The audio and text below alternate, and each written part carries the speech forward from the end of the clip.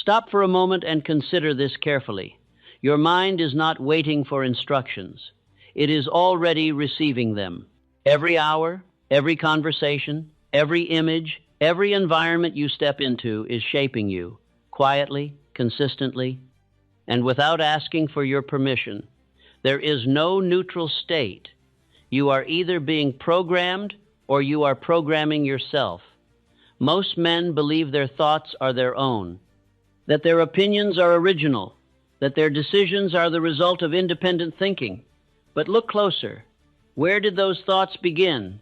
And why do they repeat so easily? That is the question most avoid. Because the answer is uncomfortable. You are influenced more than you realize. Not in obvious ways, but in subtle, repeated exposures that shape your perception over time.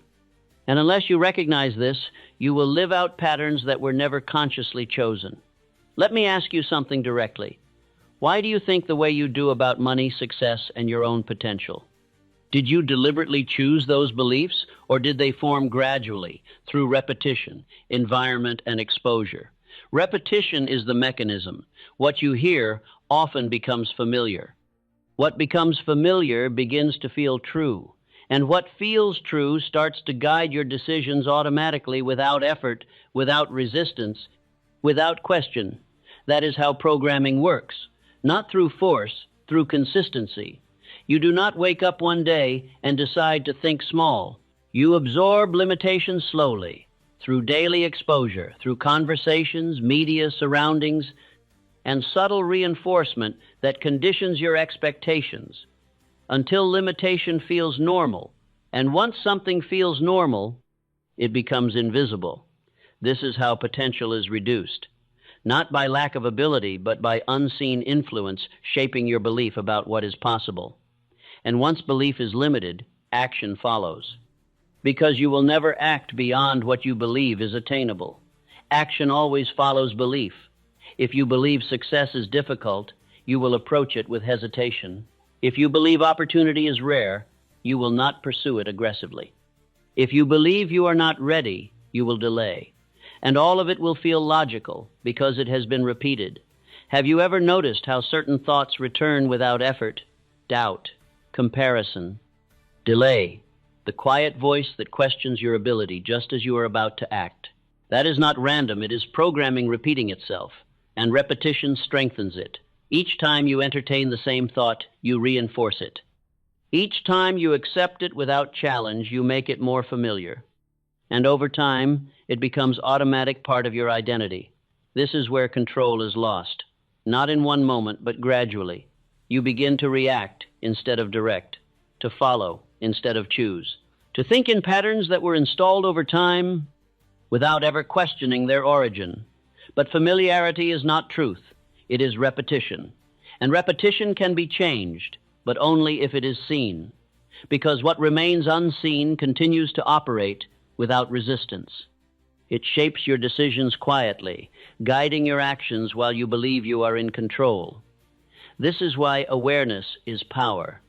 The moment you recognize what is influencing you, you regain the ability to choose, to accept or reject, to replace or reinforce, and that choice determines the direction of your life, because the mind does not filter for you.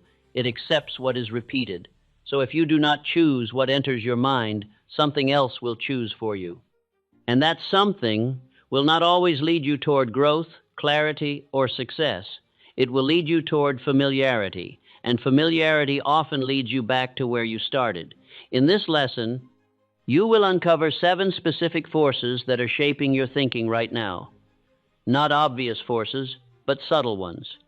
The kind that operate quietly, influencing your perception without demanding attention. You will begin to notice patterns. You will recognize thoughts that do not belong to you. And once you see them, you will have the power to change them. But understand this clearly. This is not about avoiding influence. That is impossible. This is about controlling it, because your mind is always open, always absorbing, always building, always forming beliefs based on what it receives repeatedly. And what it builds will eventually shape your results. So the question is not whether you are being programmed. You are.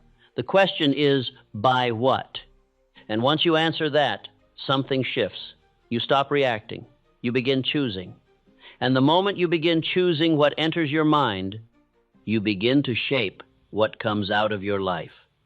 There is a condition which governs the life of nearly every man, yet remains largely unnoticed. It is not a force that announces itself with authority, nor does it compel obedience through command. It operates quietly, persistently, and without resistance. It is the acceptance of thought without question. If I were to begin again, I would first seek to understand this condition, for it is here that control is either lost or gained. Most men believe their thoughts are their own. They assume that what they think, they have chosen. That their opinions are formed through reason. That their conclusions are the result of deliberate consideration. Yet if they were to examine closely, they would discover that many of their most frequent thoughts did not originate within them at all. They were received, repeated, accepted, and in time believed. The mind does not distinguish, in its early reception, between what is true and what is merely familiar. It accepts what is presented often. It adopts what is heard repeatedly. It gives weight not to accuracy, but to frequency. This is the beginning of influence. A man hears an idea once, and it passes.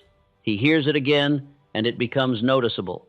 He hears it often, and it begins to feel correct, not because it has been proven, but because it has been repeated. Familiarity, when unexamined, takes the place of truth. And this substitution is rarely detected. For the man does not feel that he has accepted something from without. He feels that he has arrived at a conclusion from within. The thought appears natural. It carries no sign of its origin. It presents itself as his own. Thus, he does not question it. And what is not questioned is accepted. What is accepted is repeated. And what is repeated becomes belief. This process is gradual. It does not occur in a single moment. It unfolds over time, through small exposures, through ordinary conversation, through observation of others, through the constant flow of impressions that pass through the mind each day. No single instance appears significant, yet together they form structure. If I were to begin again, I would recognize that my mind is not empty, waiting to be filled by deliberate thought. It is already active, already receiving, already forming patterns based on what it encounters. There is no neutral state. The mind is always being influenced. The question is not whether influence is present, it is whether it is recognized. Most men never arrive at this recognition. They proceed through life under the assumption that their thinking is independent. They do not pause to examine why certain ideas return to them with ease, why certain doubts arise at particular moments, why certain limitations feel reasonable. They accept these thoughts because they are familiar, and familiarity feels safe. Yet safety is not truth, it is repetition. There are thoughts which appear at the moment of decision, thoughts that suggest delay, thoughts that question ability, thoughts that diminish expectation. These thoughts are not random. They are the result of prior influence. They have been installed gradually through repeated exposure until they operate without effort. And because they require no effort, they are rarely challenged. If I were to begin again, I would not accept a thought simply because it appears easily. I would not assume that what comes to mind belongs there. I would question its origin. I would examine its effect. I would determine whether it serves my direction or opposes it. For the mind, when left unguarded, does not filter for purpose. It accepts for familiarity.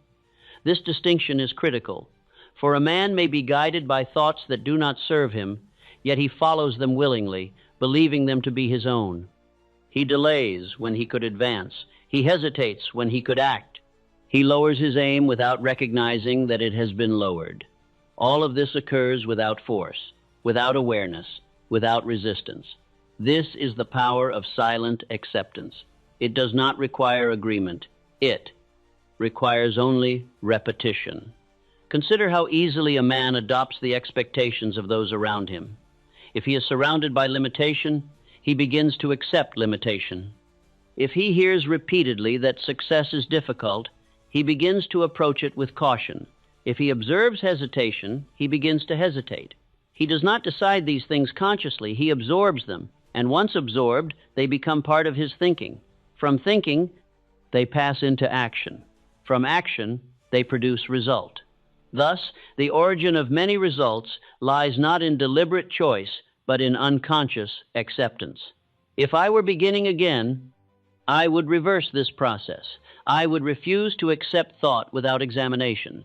I would not permit repetition alone to determine belief. I would become aware. Awareness is the first step toward control. Without it, a man lives under the influence of forces he does not see. He reacts rather than directs. He follows patterns rather than creating them. He lives within boundaries that were not consciously chosen. But once awareness is gained, something changes. The man begins to notice. He observes that certain thoughts return frequently. He recognizes that some of them do not serve him. He begins to question. And in questioning, he interrupts the process. The thought no longer passes without resistance. It is examined, and through examination, its influence is weakened. This is the beginning of authority, not over the world, but over the mind. If I were to state this plainly, I would say, the greatest danger is not that a man will think incorrectly. It is that he will accept thoughts without knowing that he has done so. For once a thought is accepted, it operates, it influences action, it shapes expectation, it directs behavior, and it does so quietly without announcing its presence. There is no signal that a belief has been formed. There is only the result that follows. If I were beginning again, I would treat every repeated thought with attention, not fear, not resistance, but awareness. I would ask, where did this originate? Why does it return? Does it serve my direction? Or does it lead me away from it? In asking these questions, I would begin to separate what is mine from what has been given. And in that separation, I would regain control. Others would begin to notice this change. They would observe that the man does not react as before. He does not accept every suggestion. He does not follow every common belief. He pauses. He considers. He chooses. This choice is the mark of independence. Not independence of action alone, but independence of thought. And this form of independence is rare. For most men are guided by what they have heard often, not by what they have chosen deliberately. The man who begins to choose his thoughts becomes different. He becomes directed. He becomes intentional. He becomes less influenced by the opinions of others and more guided by his own examination. This produces a form of quiet strength, not visible in outward display, but evident in consistency. For when a man governs his thoughts, his actions follow. And when his actions are consistent, his results become predictable. If I were to express this as instruction, I would say, do not accept every thought that enters your mind. Examine it, question it, choose it. Let this be fixed firmly within. I do not accept thought without awareness. I examine what I receive. I choose what I repeat. Repeat this not for comfort, but for direction. For the mind, when guided repeatedly, begins to follow instruction. And when instruction replaces unconscious acceptance, control is established. Thus, if I were to begin again from nothing, I would begin here. Not with changing action, not with seeking opportunity, but with seeing clearly. For what is seen may be changed, and what is unseen will continue to operate. And in seeing, the man takes the first step, not merely toward success, but toward control of the very force that determines it. Having recognized that thought is often accepted without question. The next realization, if I were to begin again, is that repetition is the force through which such acceptance is secured. For no idea, whether true or false, gains control over the mind in a single instance. It gains control through return, through frequency, through quiet persistence. A man may hear an idea once and dismiss it. He may hear it twice and consider it. But If he hears it continually, without interruption, it begins to settle. It loses its strangeness. It becomes familiar. And what becomes familiar is seldom resisted. The mind does not weigh every idea with equal scrutiny. It does not examine each thought as though it were new. Instead, it develops patterns. It accepts what it has encountered often, and it does so with increasing ease. Thus, repetition becomes a form of influence more powerful than argument. For argument invites resistance. Repetition invites acceptance. If I were beginning again, I would understand that the thoughts which return most frequently are not always the most accurate, but they are the most reinforced. They have been repeated until they require no effort to recall. They arise naturally, without invitation. And because they arise naturally, they are trusted. This trust is rarely questioned. The man assumes that what appears easily must be valid. Yet ease of thought is not proof of truth. It is proof of repetition. There are ideas which, when first encountered, seem uncertain. They may even be rejected. But if they are presented again and again, through different forms, through different voices, through different circumstances, they begin to take root. They do not force themselves upon the mind. They settle into it, quietly, gradually, until they become part of its structure. This is the method by which belief is formed, not through force, but through familiarity. If I were beginning again, I would observe this process carefully. I would notice which ideas are repeated in my hearing, in my surroundings, in the words of others. I would recognize that each repetition is not without effect. It contributes, however slightly, to the formation of belief. And belief, once formed, directs action. There is a subtle transformation that occurs when an idea has been repeated sufficiently. It no longer feels like an external suggestion. It feels internal. It feels personal. The man does not say, "I have heard this often." He says, "I believe this." And in this statement, the process is complete. For belief does not announce its origin. It presents itself as certainty. If I were to ask a man why he believes what he does about his own ability, about success, about limitation, he would rarely trace it back to repetition. He would provide reasons. He would defend his position. Yet beneath those reasons lies a history of exposure. He has heard certain things often, and they have become his truth. This is why repetition must be understood, for it operates whether it is recognized or not. The man who does not choose what is repeated to him will be shaped by what is repeated around him. He will adopt the expectations of his environment, the limitations of his associations, the beliefs that are most commonly expressed in his presence. He will do so gradually, without awareness, without resistance. If I were beginning again, I would not leave this process unattended. I would take control of repetition, for the same force that installs limitation may be used to establish strength. The mind does not discriminate between what weakens and what strengthens. It accepts what is repeated. Therefore, the man who directs repetition directs belief. This is a principle of great importance. If a man repeats to himself, through thought and through word, that he is incapable, he will begin to act accordingly, not because he has proven it, but because he has reinforced it. The idea has become familiar, and familiarity has become belief.